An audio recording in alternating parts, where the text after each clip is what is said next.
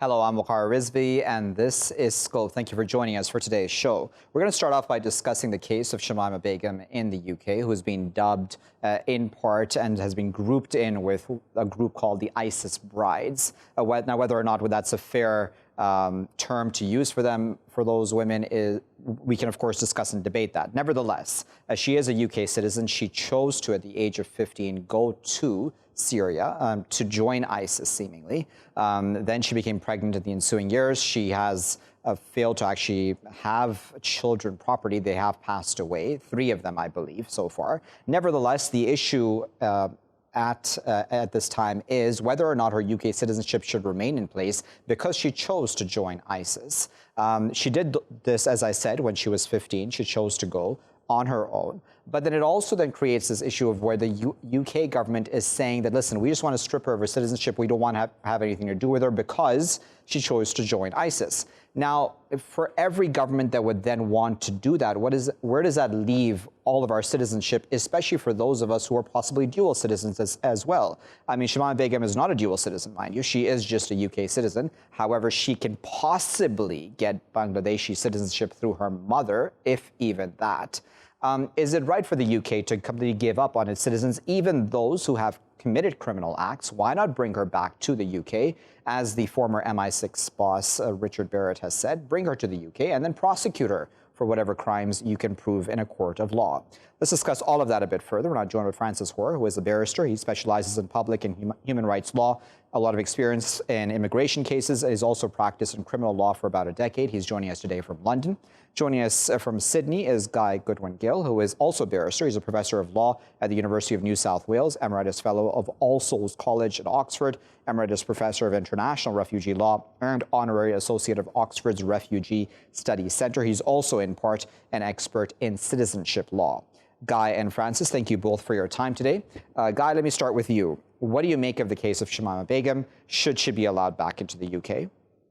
Absolutely. I mean, unfortunately, this is one of many cases in which the Home Office has resorted to citizenship stripping as an excuse for not living up to its responsibilities as a government. And I think you put your finger on it quite rightly. Can governments give up on their citizens? No, there's too much of this around at the moment. And I think it's indicative of a failure of accountability and a failure of governance and government.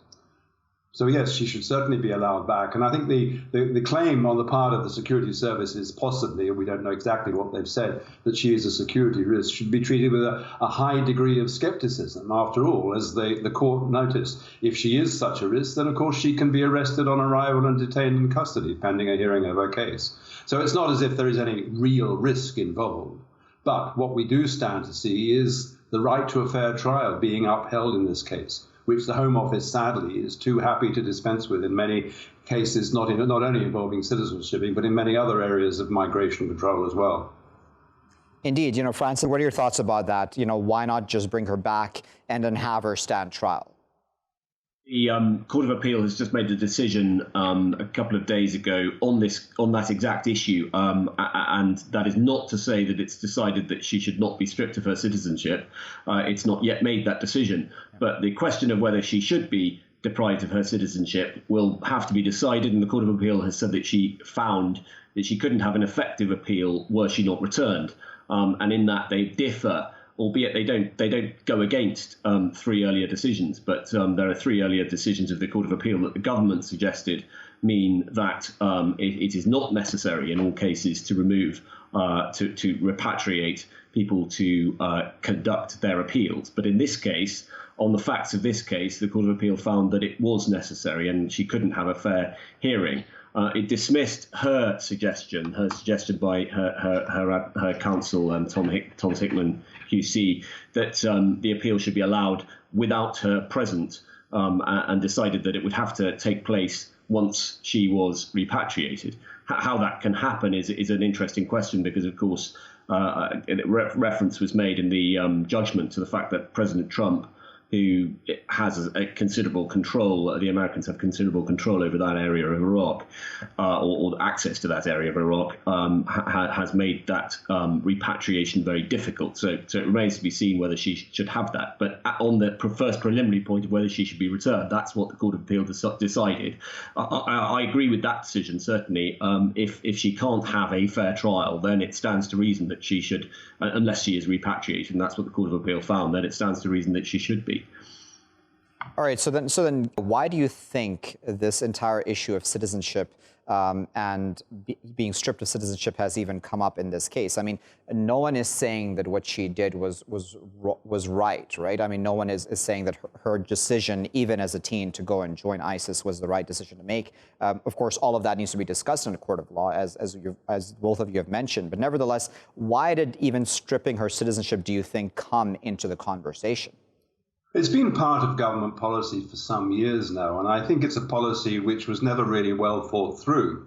In particular, successive governments have not thought about the implications that citizenship stripping has for the UK's relations with other states. It is not thought through either its obligations to deal specifically with terrorist or terrorist-related activities and to prosecute, and if found guilty, to punish those responsible. It hasn't really thought any of these issues through. It's wanted, I think, to look tough. This is what we do with those whom we suspect, mind you, they haven't been convicted yet, suspect of doing things which we don't find appropriate vis-a-vis the UK. And I think stripping citizenship sounds very good and very powerful and very, very important. And I think, unfortunately, that's become part of government policy, not only in the UK, but also, for example, here in Australia. And as is so often the case these days, the international implications, the human rights implications, come rather far down on the agenda when governments are thinking of these look-tough possibilities. What are your thoughts, Francis, on this just issue of citizenship and why this should even be up for discussion in this case? I mean, as I said again, if a criminal case can be proven, sure, that's fine. But criminals, commit criminal acts and be they a citizen of any respective country around the world. But it doesn't mean you strip them of their citizenship, however severe their criminal act may have been. Yeah, and an important point also, which ties into what's just been said, is that, of course, there was an example, for example, a slightly different case, not a terrorist case, but a teenager who killed a headmaster in London, who was deprived of his citizenship, or rather who was deported back to Italy. I don't think he had British citizenship at that point, but he had spent his entire life in England, had been socialised in England, and the responsibility, you might think, for his criminal behaviour lies with the English authorities, and yet he was deported back to Italy. So that's an example of why it's right to say that it is, in a way, pushing across the responsibility for the behaviour, the criminal behaviour that's grown up in our country, onto other people. I think there's a more fundamental issue, which is this, that there's no dispute that statelessness cannot be created. And were it the case that the courts were to find that Shamima Begum would be made stateless by this decision, that her citizenship couldn't be taken away by international law. The difficulty, as you touched upon in your introduction, is that she had the right to citizenship in Bangladesh. Now, there are an awful lot of people in the United Kingdom who have the right to citizenship in a number of countries. So I have the right to claim Irish citizenship because my mother was born in Ireland. That's the case for a very large number of people in Britain. Any Jewish person in the United Kingdom could potentially have Israeli citizenship by right. And there are all sorts of other examples of people who, by reason of their birthplace of their parents or grandparents, might have citizenship by descent. So this is a lady, and I think, however much you might take an absolutist approach and say you should never deprive people of citizenship once they've been removed. Now, in fact, we've had the ability to take away citizenship from people who've been naturalized for a long time, and that's not a new thing. But even if you don't take that view, to take away citizenship from somebody who has it by right of her birth, as in this case, is a very significantly different proposition to taking away citizenship from a person who's committed a very serious criminal offence, who has been naturalised, but was brought up somewhere else and has right and already has dual nationality. That's a very different situation. And I think in those cases, it is justifiable in some cases to say, well, I'm sorry, you should have it taken away, but not in cases where people were born in the United Kingdom. Right. Guy, I'll give him a word. We have about a minute left. It's a slippery slope, isn't it? Because then if we start with Shamima Begum and her case, then potentially down the road the government could choose even lighter crimes to have people stripped of their citizenship? I'm afraid that's the case, and that is, as we know from his historical experience, that is what tends to happen. Governments incline more and more to the so-called radical solution. And I'm afraid this is going to cause many problems for many people. And Francis has mentioned some of them, and I think we are not at the end of this by any means. And one of the sad ironies is that back in the 1960s, the UK was a pioneer and a strong advocate for even better measures to prevent statelessness and the stripping of citizenship. Look where we've come to now. Indeed. Well, we both, yourself and Francis, and your time, of course, and your insight today. That was Guy, who was speaking to us from Sydney, and Francis speaking to us from London. Putting into context, of course, this case, certainly there is the legal issues, of course, that need to be discussed and debated. But nevertheless, I mean, just on the face of it, should citizenship be conditional, just as, a norm or status quo? In this case, sure, Shamima Begum may have made bad decisions when she was a teen, 15 years old, that is, and she chose to go on her own, seemingly, to join ISIS in Syria or to, be a part of it in some fashion. Nevertheless, she is a UK citizen. She was born in Britain, as Francis there clarified, of course, for us. So she was not somebody who grew up in the UK but was born outside. She was born in the UK. She is English by birth.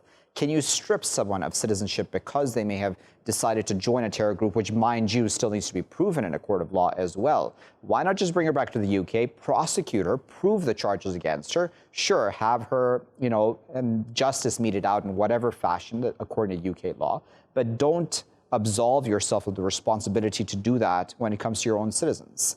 I'll be back with the next segment after this break. Welcome back, viewers. You're still here in Scope with me, Waqar Rizvi. In this segment, we're going to discuss Iran and U.S. intelligence saying it's gotten several indications that Iran has placed portions of its air defense systems on high alert. Now, as we well know, in the past number of weeks, there have been a number of unexplained incidents throughout the country, unexplained explosions, unexplained fires, and they seemingly all may have Israeli connections. Not all, but some possibly, especially the one at the Natanz nuclear facility, especially because, again, Natanz is such a sensitive site, and we know that the Israelis and the Americans are against Iran's nuclear program altogether. So there is some basis to possibly suspect that Israel may have been behind that explosion and fire at the Natanz facility as well. Is there actually ground for the fact that the Iranians may retaliate, or that they may fear that there are more attacks to come as well at this time? Again, it's no secret that the Israelis and the Iranians are adversaries, as are the Americans and Iranians as well. So is it completely out of the norm for the Iranians to be on high alert at this time? Is U.S. intelligence making something out of a molehill? Let's discuss all of that a bit further. I'm joined by Yousof Azizi, who is a researcher at the Virginia Tech School of Public and International Affairs. He's currently working on his dissertation about U.S. foreign policy, decision-making, and Iran's nuclear program. He's joining us this morning from Virginia in the U.S. And joining us from the Iranian capital, Tehran, is Sarbas Nazari, who is a commentator and journalist. Sarbas and Yousof, thank you both for your time today. Sarbas, let me start with you. Tell us about what the mood is like in Iran right now. I mean, is there a discussion of the fact that the Israelis may have been behind the Natanz attack? Well, absolutely, yes. For the past week or 10 days, the growing debate has been centered on speculations whether the Israelis were involved. We know that the Iranians immediately after the attacks started to say that they have gone deep into the bottom of the incident, and they have their own investigation, but they have not yet come out with a clear explanation on what exactly happened there. But the speculations that are growing here are that there are all signs and hallmarks of Israeli sabotage, especially with what happened in Natanz, and given the history of the tensions that have existed between the two sides, there are signs that they say that Israelis were behind this. The Stuxnet virus attack and the chain of assassination against Iranian nuclear scientists nearly a decade ago. All of these are all contributing and strengthening the theories that Israel was indeed behind the incident. But we still have to wait for an official investigation coming out from the Iranian officials, and they have warned, of course, that if Israel was indeed behind the incident, they have to wait for a response, and because as the Iranian Supreme Leader has repeatedly said, that time for hit-and-run attacks is over, and but the nature of the response from the Iranian side is not yet clear. We should not be expecting this to happen, something like a hasty reciprocation. Yousof, what are your thoughts? Because, it has seemed quite suspicious, right? Not just the Natanz facility, explosion or fire, or however we want to term it, but all the other fires and other incidents that have happened recently over the past weeks. It does all seem very suspicious for all of this to be happening in such quick succession. Is it possible that the Iranians are trying to downplay this because they don't want to be forced into retaliation? Yes, we should know that the U.S. presidents usually employ different tools to conduct their foreign policy. This economic, through the sanctions, diplomacy, military, and intelligence or covert action. So while the Obama administration utilized all these factors, tools, very carefully to reach its goal, Iran nuclear deal in 2015, the Trump administration limited itself to just the economic sanction. And we know that it's not working. It's not working during the past 2-3 years. And if we assume that these acts that you mentioned, they are act of sabotage, the act of covert action. So it is similar to Stuxnet that our guests speak about that in 2009 and during the Obama administration. So there is a question that why Trump administration turned to covert action. I have to answer for that. So one is that, the time factor is very important. We have 3 months to the expiration of arms embargo of Iran against Iran, and also 4 months to the U.S. presidential election. So it is a limited time for United States, for Trump administration, to do something against Iran nuclear program, to reach the better deal. And the second important factor here is that Iranians now try to, advance in their nuclear technology, nuclear facility, by, improving their advanced centrifuge. And we know that the explosion happened in the building which is for assembling a new generation of centrifuge. Just a quick mention that the new advanced Iranian centrifuge has 8 times more capability to enrich uranium. So my understanding is that because United States has limited capability in diplomacy, limited capability in economic sanction against Iran, they turn to covert action against Iranians. So then, Sarbas, at this time, we are in the situation where we had just not too long ago, the assassination of Qasem Soleimani on Iraqi soil and the Iranian retaliation to that, of course, as well. Do you think that it's also a question of, just as I'd put to Yousof, that the Iranians don't want to be forced into a very public retaliation necessarily, that they'll just handle this all seemingly in a more covert fashion behind the scenes, i.e. through cyber attacks or something like that? Well, that is very likely indeed. In fact, first of all, we have to trace this whole thing in the U.S. pullout from the JCPOA in May 2018. Ever since we have been witnessing multiple episodes of escalation from the Persian Gulf tensions, the downing of the U.S. surveillance drone, to the seizure of the ships, but the climax of all these developments occurred, as you said, in January when Quds Force Commander General Soleimani was assassinated, and it was like crossing the red line for from the view of the Iranians.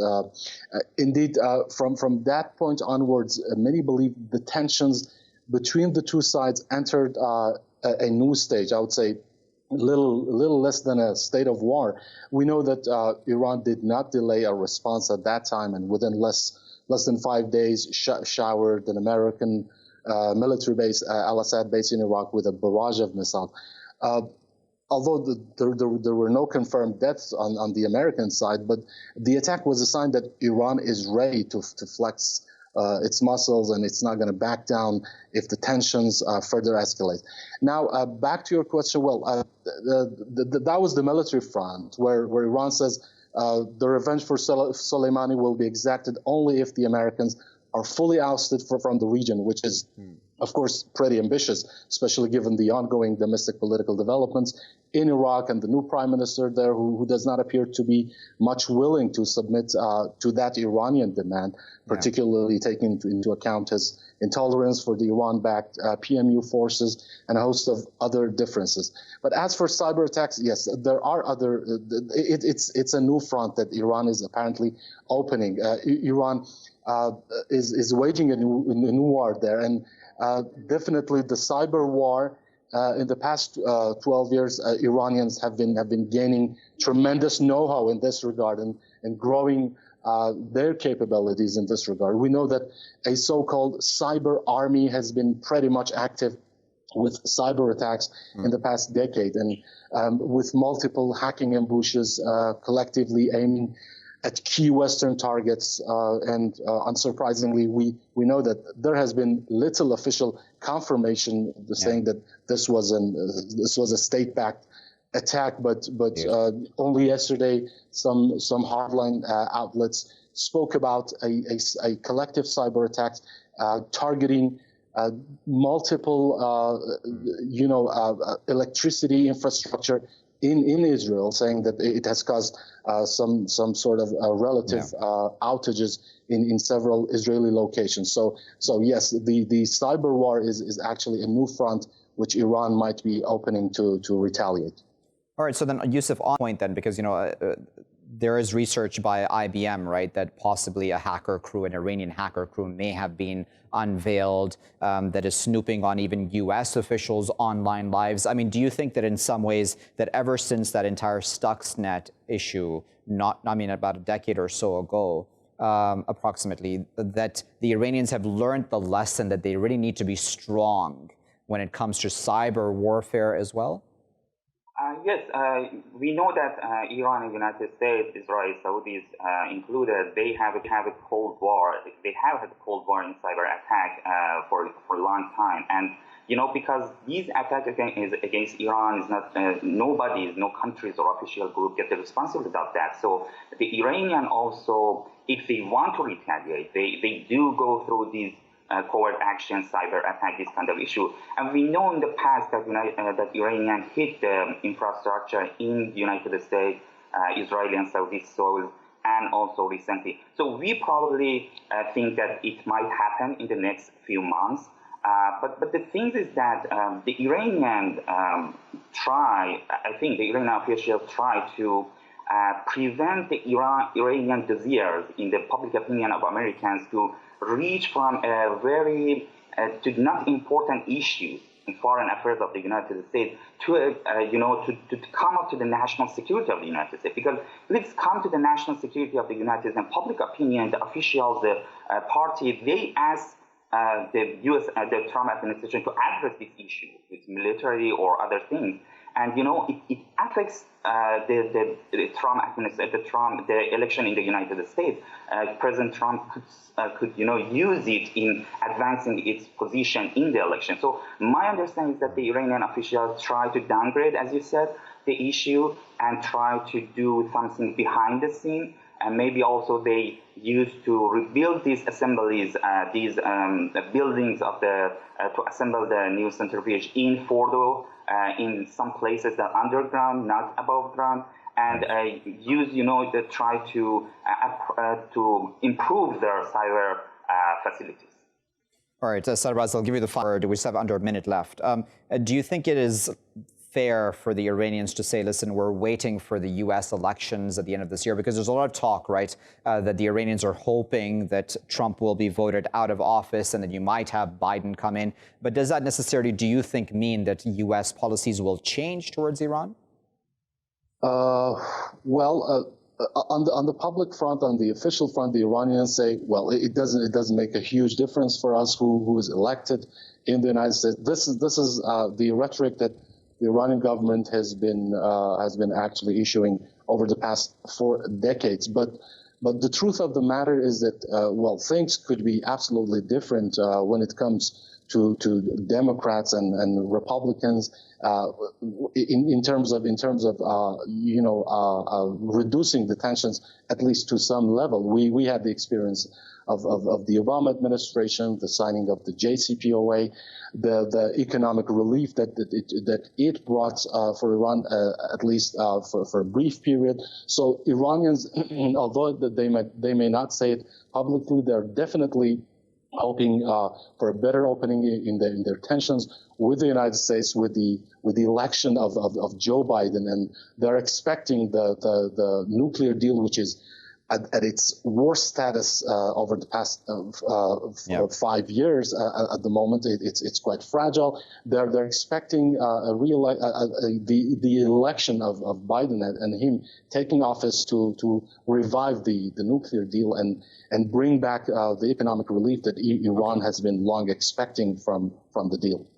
Very well. We'll leave there as a final. We do appreciate both Sarbas and Yousof for their time today. Yousof, they're speaking to us from Virginia, and Sarbas speaking to us from Tehran. And of course, for shedding light on what the situation is like within Iran and, of course, outside in the U.S. too, on this issue of, these intelligence reports that are coming out saying the Iranians are putting their air defense systems on high alert. I mean, is that odd at this time where you have seen suspicious incidents happening in the country? The Americans seemingly are also on alert, because obviously the only way that they would get this information is through spying on Iran in some way, which we probably all know they've been doing for a significant amount of time anyhow now. But the fact that they would release this information shows that they may have seen some heightened activity, which again is to be expected in this situation, because we don't know who's been behind all these incidents, especially the one at Natanz, which is probably the most significant one that's happened over the past number of weeks, considering it's a sensitive nuclear site in the country and may have very well brought down the nuclear program or brought it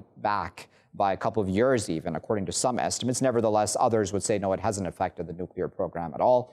That's obviously something else up for debate. The Iranians at this time, of course, trying to do their best to defend themselves. Are they going to enter into cyber warfare, seemingly? If that is what's occurred at this point, since the Stuxnet virus, they possibly have learned the lesson that they need to also be strong in cybersecurity. That would then open a Pandora's box, wouldn't it, if we have back and forth cyber warfare as well between all these sites. I'll be back with my final segment after this break. Welcome back, viewers. You're still here on Scope with me, Waqar Rizvi. In this segment, we're going to discuss racism within police in the UK, and an ITV poll which has found that 77% of black people in the UK believe that the police there has, quote unquote, a culture of racism. Now, that is a staggeringly high number. However, unfortunately, not completely surprising. The other numbers, of course, coming out are 59% of ethnic minority people who feel the same, and 42% of white people, too, who believe the police has a culture of racism. All those, too, are very significant numbers. And now, of course, reacting to that, Met Police has said that, these are very disappointing numbers. The police joined the force to make a difference to all people, etc. Nevertheless, there's something, at least in the image and the way the police deals with the public, which is resulting in these sorts of views about them, right? And we have, of course, with the Black Lives Matter movement, a more open discussion about the sort of racism and a whole host of other issues, statues, the whole, we can probably have a long list of things we can talk about at this point in time as well when it comes to racism and race relations, be it within the UK, US, or within the Western world as a whole in Europe. Let's discuss all of that a bit further. I'm joined by Dr. Mike Cole, who is a professor in the International Center for Public Pedagogy at the University of East London. He's joining us now from Brighton. Joining us from London is Priscilla Nwikpo, who is an award-winning broadcaster, political and public affairs analyst. And also joining us from the British capital is Tetteh, Kofi, who is a broadcaster and journalist. He's also been a consultant to corporate institutions on the management of diversity. Tetteh, Priscilla, and Mike. Thank you to all three of you for your time today. Mike, let me start with you. What do you make of this poll? I mean, it's quite devastatingly high numbers. Even if we're just talking about the white population, 42% of them believe police does have a culture of racism. Yes, well, let me begin by saying that last time I was on your show, Waqar, we were talking about COVID-19 and racism in the UK. So this new poll comes as no surprise to me at all. The institutional racism in the police and elsewhere, noted by the Stephen Lawrence inquiry report, is still there.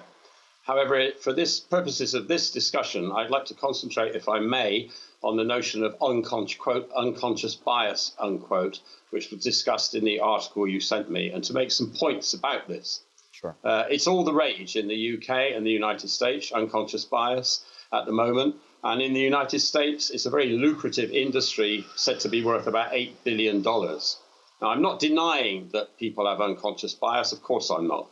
But I think focusing on this distracts from the very real structural, systemic, institutional racism that exists in UK society and many other societies in the world. For example, during the coronavirus lockdown in the UK, the equivalent of almost a third of young black males in London were stopped and searched. Yeah, the Lammy report, David Lammy is the Labour MP, of 2017, into the treatment of and outcomes for BAME individuals in the criminal justice system had no mention of institutional racism in the body of the report, instead stressing unconscious bias. This is not new. The late activist and scholar A. Sivanandan was talking about RAT, racism awareness training, in the 1980s, stating that it turns racism into, quote, a combination of mental illness, original sin, and biological determinism. And what we now call unconscious bias posits that all white people are racist is pessimistic and divisive. I've got a little bit longer. Yeah, and that's a very good point, Mike. If I because I want to actually hone in on that point with you, Priscilla. I imagine certainly that no one would want to say that all white people are racist, right? Or all white policemen are racist, or that even all policemen are racist in some fashion, be they of other ethnicities also. And nevertheless, though, do you think that there is some legitimacy to the argument that Mike has just put forth, that maybe we are going overboard in maybe the labels that we're attaching to people? Thank you, Waqar. Thank you for having me. I don't think we're going overboard with the labels that are being attached to people. I think one of the problems that we have here is being able to understand how racism originates, or how people come about committing the act of racism. For a lot of people who are racist, I mean, one of the biggest issues we have here in the UK is the moment you say to a white person, you know, what you've just done is racist, they get extremely angry. They get more angry about that than they get about the fact that, you know, they may have done something wrong. So I think that we need to really look at how it originates. For all of us right now on the face of this planet, we have all lived through a narrative that consistently says white is great, black is bad. And as long as that narrative exists, we feed our young people as they are being born. We are also feeding those who are, you know, affected by racism, by that narrative. And so all of us are affected by this. And as such, you will have some people that are going to go further and react and act. And their actions are based on what they've heard. Their actions are based on what they've lived through all their lives. Their actions are based on the fact that they have been taught, whether subliminally, whether, you know, obviously, whether whenever they went through life, wherever they did, wherever they were at, they were consistently being taught that white was good, black was not good. And as long as these messages continue, as long as these reports continue, we are going to consistently have police officers, situations within our criminal justice systems, situations in the streets, a man just walking down the street. We are going to continue to have that. If we're going to deal with racism, we've got to start from the beginning. And from the beginning means we've got to revisit the narrative. Okay, so Tetteh, let's about revisiting the narrative, right? Because as we're doing that, and certainly there's no argument from my side, at least, that we need to be doing that. You know, racism is we need to get to the root causes of it all, and we need to have that open discussion about it without any censorship. But then at the same time, do you think that there is some weight to the argument that we don't want to be losing allies on any side as well, right? We don't want to be turning off people necessarily, or do you think it's also the argument on the other side that maybe it is time to actually make everybody feel uncomfortable? I've always addressed racism from the personal point of view because I believe that people's attitudes start within the individual. Most people in the United Kingdom don't even know what racism is. They don't understand that racism starts off as a prejudice, but it is weaponized by its institutionalization and the fact that there are far more white people in this country than anybody else. So when you talk about racism in the United Kingdom, you discover that people who are white hate being called racist far more than they hate racism itself. So everything in this country, in the United Kingdom, is seen through this prism of denial, shame, and guilt. And that's why people are so defensive.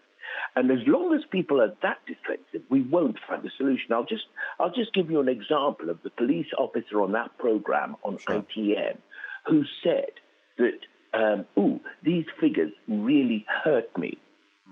Really? She must be living on a parallel planet, in a parallel universe, if she is not conscious that this is the lived experience of mostly young black people. I have never been trolled by the police before, but I sound different to your average kid in Peckham. Plus, the way I dress and present as an older man doesn't make me a threat to them. But as my colleague was saying just a few moments ago, a narrative has been created to make certain segments of the black community toxic. And so when the police officers go into any situation, they are following the culture that they've been taught that this person is a villain. And they behave in that way. And then, of course, the outrage experienced by the recipient of that behavior simply escalates a solution. And we always know who's going to win, who has the authority, who has the power. So I think that these are the issues. By the way, I don't think racism is ever unconscious. It's perfectly conscious. Okay, Mike, let me bring into the discussion. The survey that I'm referring to for this show, it was obviously, as you well know, carried out to mark 3 decades approximately since the racist murder of Stephen Lawrence, back in 1993. And of course, that case had made waves at that point in time, and there was a discussion opened up at that point too. But do you think that, as uncomfortable as these labels and these discussions are, do you think it's actually time for there to be a lot more open discussions in this regards, where both sides have this very open back and forth? I mean, do we need to have like town halls, for example, where police come out and they listen instead of, talking to the people, that they actually listen to the people's concerns as well? And in this case, of course, the black community and the minority communities as well? And all that is very necessary. But as an educator, my focus has always been on what education could do. And in my book, Education, Equality and Human Rights, 4th edition, I make some suggestions for anti-racist policy for schools, universities, and so on. Can I just give you a few points from that? Sure. Yeah. I think, first of all, we need to stress that race is an invalid scientific concept. There's vast agreement amongst social scientists and geneticists that race as a concept is invalid.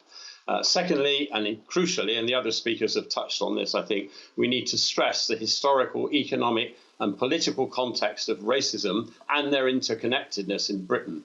And this will entail a true understanding of the nature of British imperialism and post-war immigration into the UK from the colonies and ex-colonies.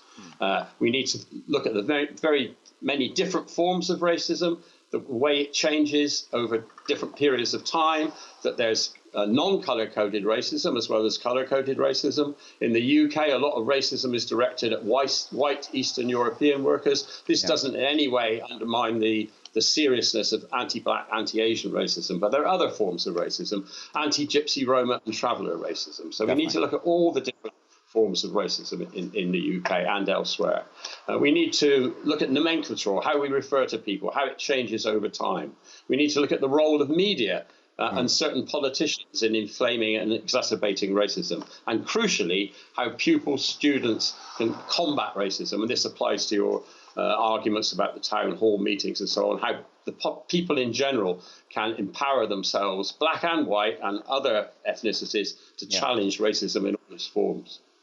Okay, Priscilla, final word. The clock is getting the best of us, so I just want to give you the final minute. When we're talking about how does one exactly break down this narrative, how does one move beyond this? Because we can't just be arguing, right, back and forth between communities and or different organizations and those in power, in more powerful positions, such as police officers versus the community. We need to have this discussion. Do you think that both sides are well placed right now to have this open discussion, to listen at this time?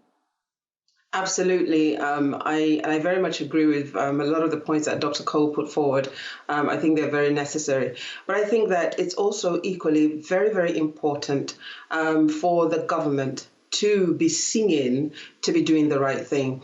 I think that we are still here 27 years later after the report, still having this discussion. 77% of the black population here in the UK still feeling that, you know, the police are racist towards them, and the institutionalization of racism still existing within our police force because the government have failed to take the right action. Had the government truly implemented what was the recommendations within the Macpherson report and so many other recommendations that we've seen to date, I mean, for a country that prides itself on being inclusive and being tolerant, for want of a better word, we shouldn't be at this point. But had they implemented those recommendations, we would have seen better mileage in our change today. But we haven't seen better mileage in our change. Things are happening. We're having this conversation. But in order for it to be effective, we need to see the government take the right stand on this. It's very important.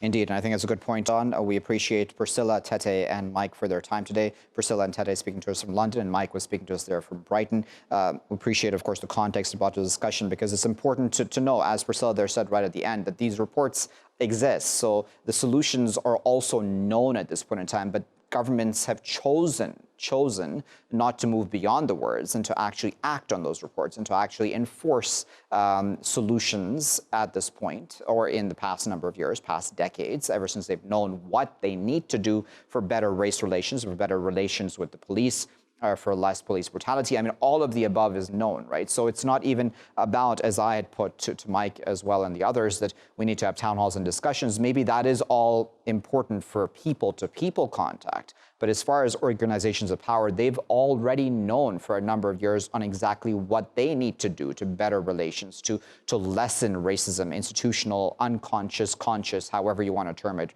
biases that they may have within their forces and politicians and otherwise. So why aren't they doing that? Why aren't they implementing these at this point in time? What is stopping them from doing this at this point in time for the betterment of their own community and countries, by the way? This would be good for everybody. Anyways, I'll leave it there for now. I've been Waqar Rizvi. Thanks for watching.